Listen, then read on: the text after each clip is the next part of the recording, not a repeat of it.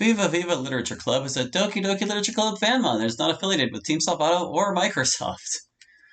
I kind of want to say here that Microsoft is quite the Chad for their open rules on using their IPs, or their IPs. Like, thanks to them, I can easily do the Viva Pinata stuff here. It is designed to be played only after the official game has been completed and contains spoilers for the official game. Game files for Doki Doki Literature Club are required to play this mod and can be downloaded for free at that place. By playing Viva Viva Literature Club, you agree that you have completed Doki Doki Literature Club and accept any spoilers contained within.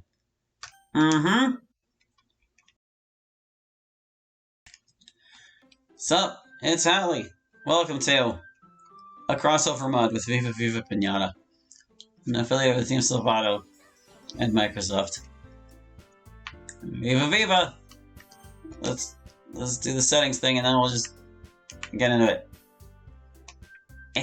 I gotta do my things.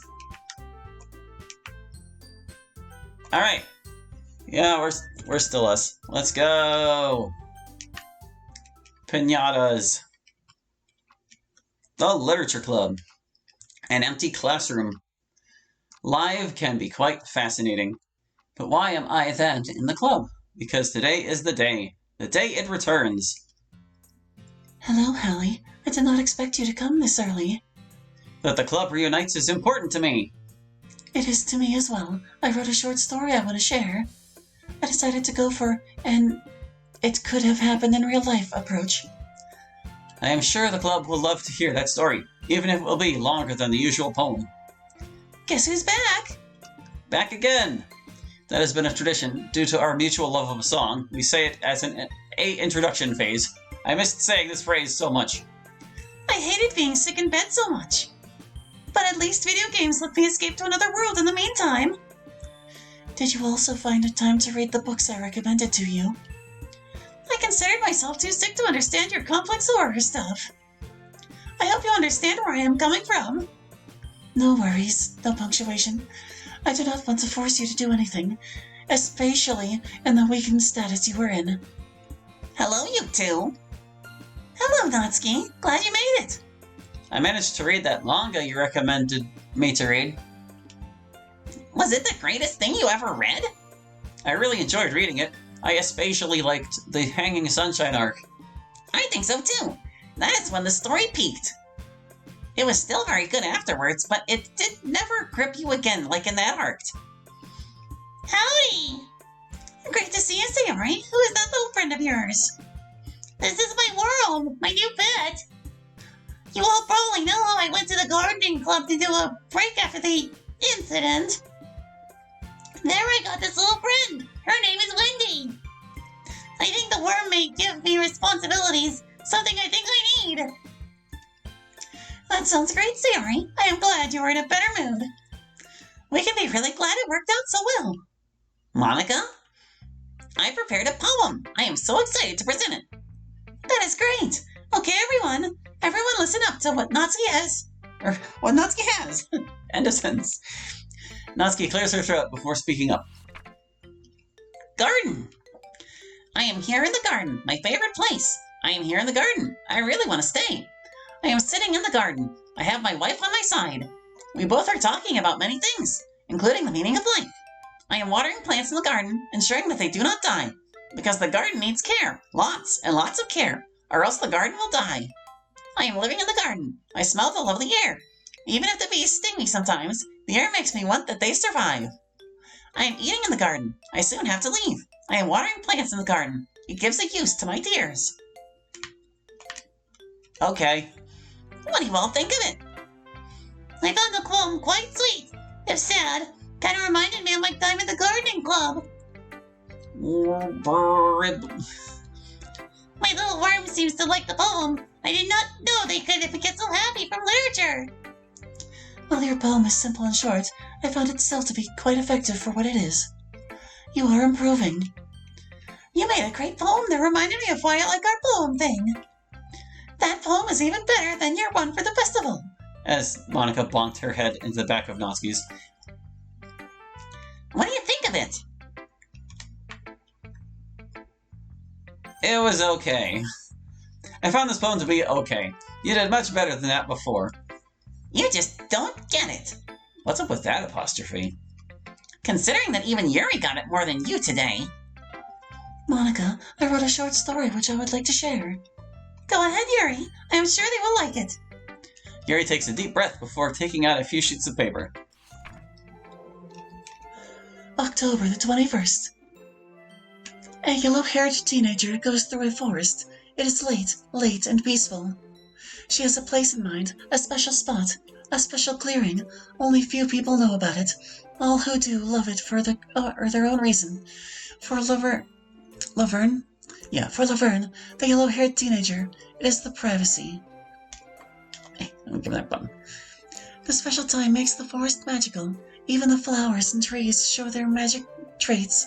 At an earlier point in time, Laverne was very fascinated with alchemy, although now she only does it to always have healing potions at hand. I scrolled too far. Okay, there we are. In fact, she has quite a varied equipment with her, and a small handbag full of things you may need during those times, especially in the forest. She looks up the trees before finding one of those creatures, or one of her items may be useful. A sour sherbet? A little red bat with a relatively small face, small green eyes, fangs, and 2 large wings. It is currently sitting on a branch up on a tree. Laverne looks up a bit, afraid, staring at the thing. She remembered back when she was a child. She was bit. She was ill. She even thought she saw a demon of the afterlife. A melted red face. It messed with her head. She can hear her heart going faster as the thing notices her. She does have something in her bag, though. A garlic. If one manages to feed the red bat with a garlic, it loses its sour transformation. An activity some people like to brag with, like Dina or Amy. Laverne does not do it to brag. She does it because they can't bite if they are not sour anymore. If she could avoid a kid getting bit, it is a win for her.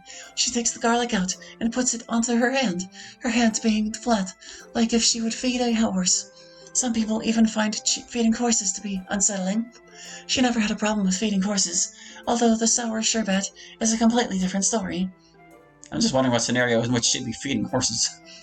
Some people would suggest putting the garlic on the ground. Just have the sherbet fly to the ground and then eat it off the ground. Many people think that the holding it on your hand part is to make bragging about it stylish. I fed a bat that could make sick if its teeth touch my skin, eat of my hand. Sounds a lot cooler than I put food on the ground for it poisoned the bat. But in reality, the hand is like bait. Would the garlic be on the ground, the sherbet would prefer to bite into the blood of Laverne. The sour sherbet then jumps off the twig it stands on and begins to fly around in circles, slowly going down in circles.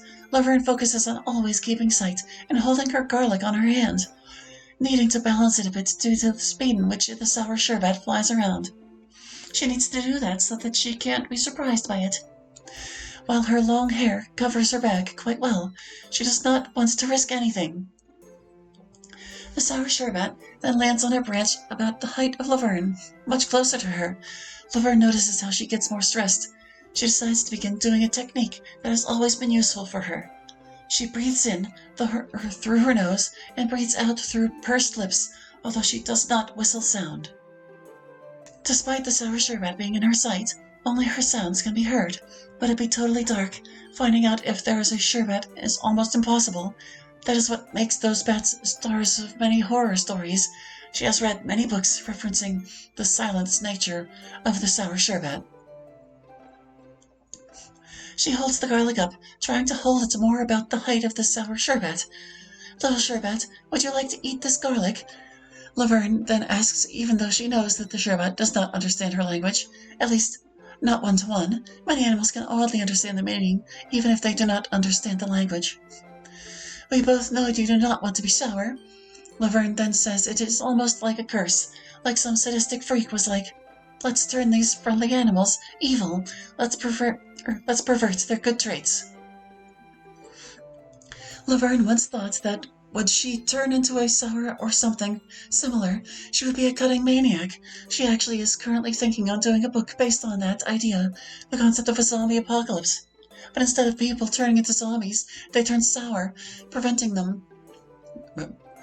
Perverting them.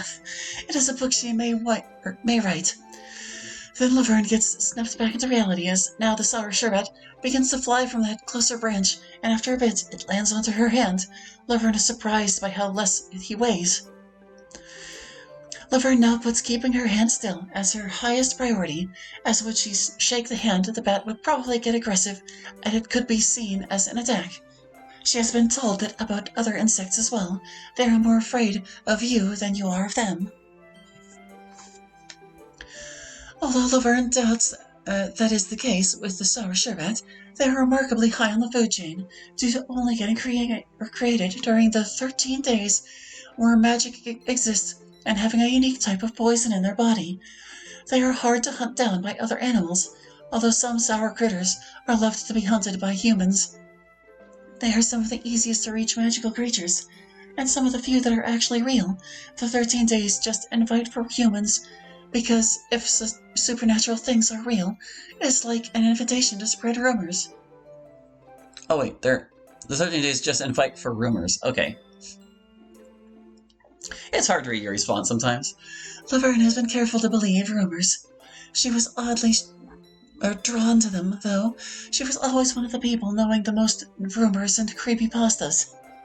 She has a fairly good grasp to know what is true or not, although some people would doubt her due to her religion being the one that says that demons and multiverses are real, and that only they can remember encounters with said demon. Oddly enough, Laverne cannot describe why she believes in that religion. She may try to write a poem about it someday. Poems can bring many complex thoughts to light. She enjoyed doing poems as a topic at school. The sour sherbet then takes a bite into the garlic, making it pop, and the cloves of the garlic now are all separated on her hand, causing the sour sherbet to eat them one by one. It is something tickling, but Laverne needs to stand still, because she is extremely close now. The sherbet eats them in a very sloppy manner, causing her hand to get wet in the time. The urge for Laverne to clean her hand becomes bigger than any other risk before, but soon the bat has eaten all the cloves of the garlic. The bat then puts its wings close to its body, before Laverne can see something like a shell forming around. The red cocoon covers the body of the sour sherbet, and Laverne places it down. Now she only needs to wait a bit, as she put it in that weak state. It is her responsibility to keep it alive. She still has a clearing she wants to head to. Who knows, making the creature awake in the clearing may be sweet and give it a special connection to it like so many others. As she walks further towards the clearing, she can see the cocoon slowly turning to a more purple tone. That is a good sign, as the normal sherbet has a blue tone. The cocoon is also growing, although it is still very light. That is a trait any flying animal has, being light so that they can fly. A sherbet actually has a lot of cavity inside of it. Those creatures being turned into piñatas is no rare case. It is controversial, and Laverne definitely is on the side that this is disgusting. The walk to the clearing is quite peaceful. Nothing further happens. The clearing is pretty in the late evening, the smell of the flowers greeting. You can find all of the flowers in the clearing somewhere else, but here they are united to create something special, something that taught Laverne that combining smells is the way to make the best smell, that a smell is so much more than just a single variable. Laverne places down the cocoon in the middle of the clearing, and she sits down, looking at it.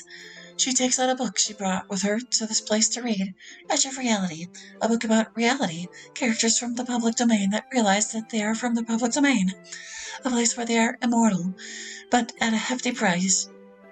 They do not have a clearly defined identity.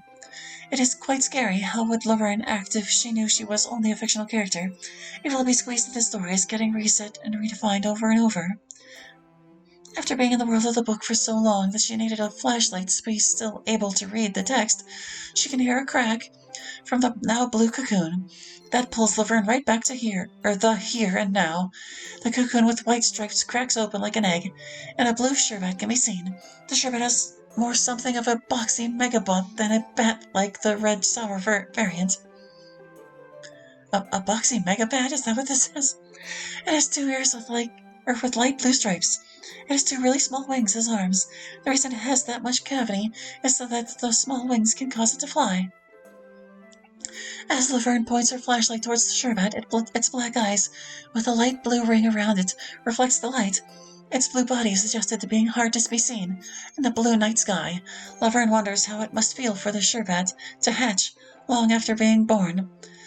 The sherbet then does a screech, only that does not sound very annoying like if Amy screeching, but kindlier. You're welcome, Laverne says with a soft voice to the sherbet. The sherbet then does another screech with a similar kind tone. Laverne has heard of a phenomenon that if a person makes a sour creature non-sour, they want to stay with them.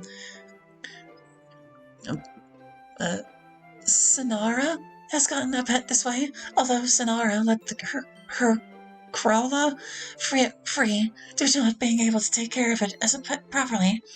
A sherbet eats moth drops. They are common in the city due to being attracted to the lanterns of the city. Although Laverne is not sure whether she wants the bat, she looks around to think of it. She is rather against doing it, but she does not want to come off as rude. You do not need to follow me, Laverne begins to say after a bit of thinking, but then she notices a tulip, and remembers how Amy once gave her a tulip of which she said it came from this very clearing. Laverne stands up and picks the tulip and hands it to the sherbet for it to eat. It was much easier than feeding the garlic, as the sherbet simply bites of the flower. This place is special. There is a reason I brought your cocoon here. It is my reading place, Sinara's thinking place, Amy's playing place, and it can become your living place. The sherbet looks at Laverne with thoughtful eyes before doing another great or gentle screech. Laverne smiles at the bat before having a thought. Her mind gets heavier due to the feeling of being tired. Take care of me, okay? Laverne is surprised by the amount of trust she has in the little blue creature. Maybe she will take the bat home if she awakes next morning. Who knows? That has been very long. I could have seen that coming through. But you will think of it. You've written something quite cute. It is not what I would have expected you to write. I kinda expected a dark twist, but it was a pleasant surprise. Your protagonist, Laverne, felt a lot like a counterpart to you. Kinda like how your poems are about yourself. You wrote a great story. I felt like you went off your high horse for this one. It is not perfect, but I think you should go further in this direction with your poems as well. I also found this story very sweet.